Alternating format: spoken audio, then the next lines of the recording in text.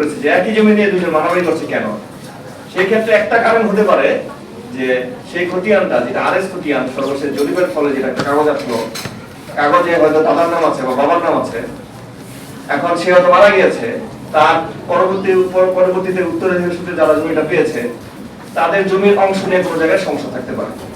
ওই জমিটা বাবার নামে ছিল, এখন জমির সামনের অংশ অনেক দাম হয়ে বাতি হয়ে গেছে, রাস্তার পাশে পিছনের অংশ কম দামি হয়ে গেছে, দুই ভাইয়ের মধ্যে একটা মারামারি থাকতে পারে। তখন তারা করে যাচ্ছে যে আমি সামনের অংশ নিব, সে বলছে আমিও সামনের অংশ নিব, কারণ জমির দাম সামনের অংশ বেশি, এই কারণে একটা মারামারি হতে পারে।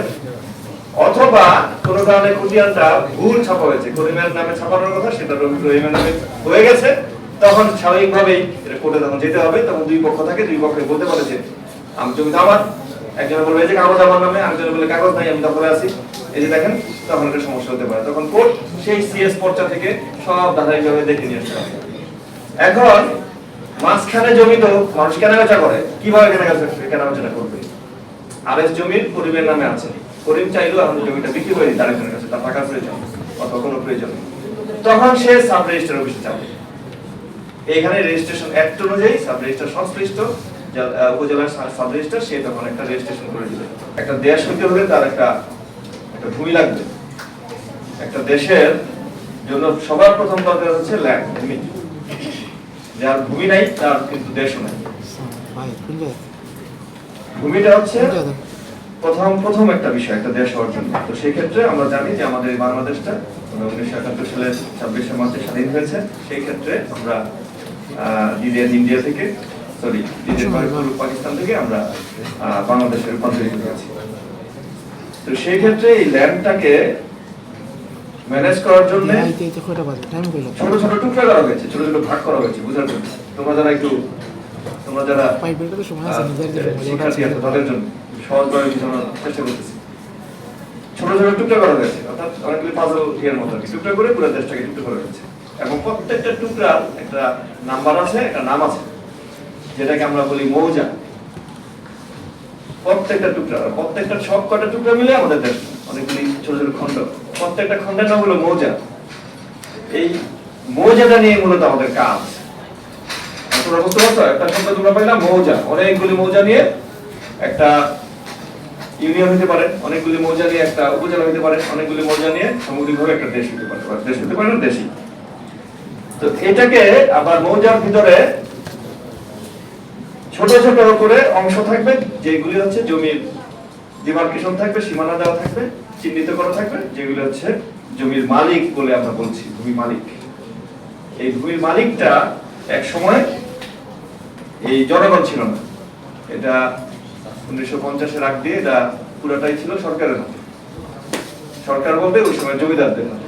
সেই জমিদারি যে প্রথাটা, জমিদারি প্রথা বিলুপ্ত করা হয় 1950 সালের দিকে রাষ্ট্রীয় অধিগ্রহণ ও প্রজাস্বত্ব আইন 1950-এর প্রেক্ষিতে। যখন আর জমিদার কেউ থাকবে না, জমির মালিকানা তখন মানুষের চলে আসবে, জমির প্রকৃত মালিকের কাছে চলে আসলো। এবং ওই সময় বলা হলো একটা লোক, একজন ব্যক্তি 360 বিঘা জমি ঊর্ধ্বে কেউ জমি রাখতে পারবে না। এটা পরবর্তীতে 1972 সালে তখন এটা বলা হলো 360 বিঘার পরিবর্তে হয়ে গেল 100 বিঘার বেশি কেউ জমি রাখতে পারবে না। পরবর্তীতে এটা 1984 সালের দিকে এটা চলে আসলো যে 25 বিঘা না 60 বিঘার উপরে কেউ জমি রাখতে পারবে না। অর্থাৎ একজন ব্যক্তি সারা বাংলাদেশে 60 বিঘা বেশি জমি রাখতে পারবে একজনে দিয়ে, অর্থাৎ জমিদার হিসেবে কেউ থাকবে না, জমির মালিক হয়ে যাবে তখন জনগণ।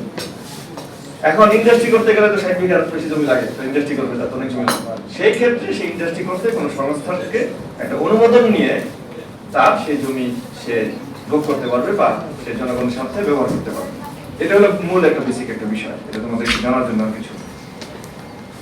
এখন ওই যে মৌজার মধ্যে ছোট ছোট অংশ দেখো যে তোমাদের বাড়িতে একটা সীমানার মতো আছে, এই সীমানাটা চিহ্নিত করা আছে, একটা ম্যাপের মতো চিহ্নিত করা আছে, ম্যাপ দিয়ে, ডিজিটাল ম্যাপ এখন করে। আগে যেমন একদম ফিতা দিয়ে মেপে ম্যাপটা করতো, বিভিন্ন পয়েন্ট থেকে মেপে ম্যাপটা করে, আর এখন ডিজিটালি মেশিন দিয়ে দেখবে ম্যাপটা করে, ম্যাপের এরকম চিহ্নিত করা আছে, ম্যাপের কি পরিমাণ জায়গা সেটা চিহ্নিত করা আছে।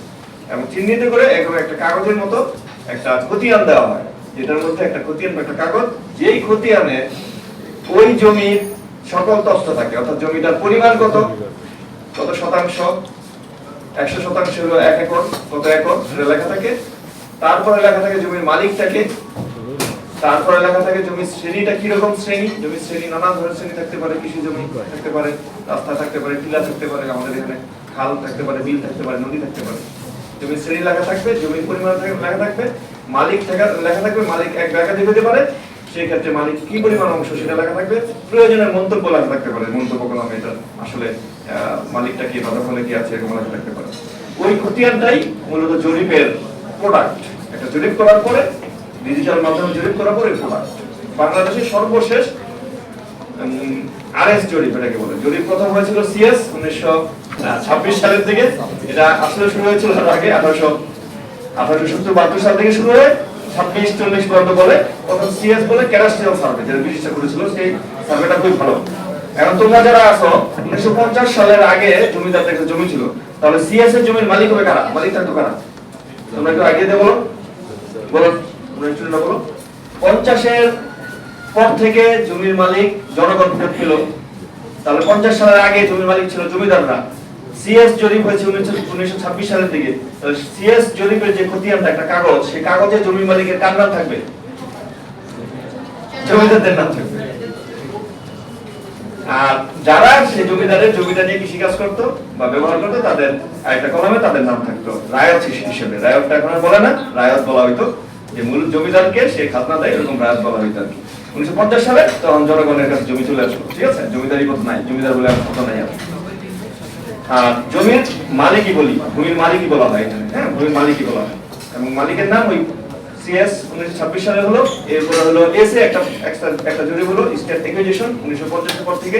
সেটা মূলত এই বসে তারা করলো সিএস এর পরিবর্তে, জমিদারদের পরিবর্তে জনগণকে দিয়ে দিল। সেখানে একটু ভুল ত্রুটি একটু বেশি ছিল। পরবর্তীতে এটা স্বাধীনতা পাওয়ার পরে দেশে একটা ডিভিশনাল সার্ভে হলো, আদেশ যেটাকে বলে, সেটা বর্তমানে বলতে গেলে আদেশ হিসেবে চলতেছে, জরিপটা চলতেছে। সিম্পলের উপরে এটার মধ্যে অনেক জটিলতা আছে। একটা সার্ভে করতে হলে অনেকগুলো ধাপ মেনটেন করতে হয়, এটাও একটা সাবজুডিশিয়ারি কাজ। এটা অনেকগুলো প্রসেস মেনটেন করতে হয়। এরপরে একটা খতিয়ান বা পর্চা তৈরি হয়। সুতরাং ম্যাপটা করা খুবই সহজ, কিন্তু খতিয়ান করা একটু ডিফিকাল্ট। কারণ খতিয়ানের মধ্যে জমির মালিকের নাম থাকে, কি পরিমাণ অংশ লেখা থাকে, সেজন্য স্বাভাবিকভাবে খতিয়ানটা একটু ডিফিকাল্ট। 72 পর থেকে 71 পর থেকে যদি আমরা আরএস জরিপ হয়, আরএস জরিপে গিয়ে দেখা গেল যে অনেক জায়গায় ভুল হয়েছে, যে কোনো কারণে ভুল হয়েছে। এই ভুলটা হওয়ার কারণেই জমির মালিক নিয়ে সমস্যা হয়। সমস্যার কারণে কোর্টে তখন যেতে হয়। একবার খতিয়ান পাবলিশ হয়ে গেলে সেটা চেঞ্জ করা যায় না, আনটিল অর আনলেস কোর্ট থেকে যদি কোনো অর্ডার না আসে। সেজন্য কোর্টের অর্ডারের প্রেক্ষিতে সেই খতিয়ানটা চেঞ্জ করা যায়।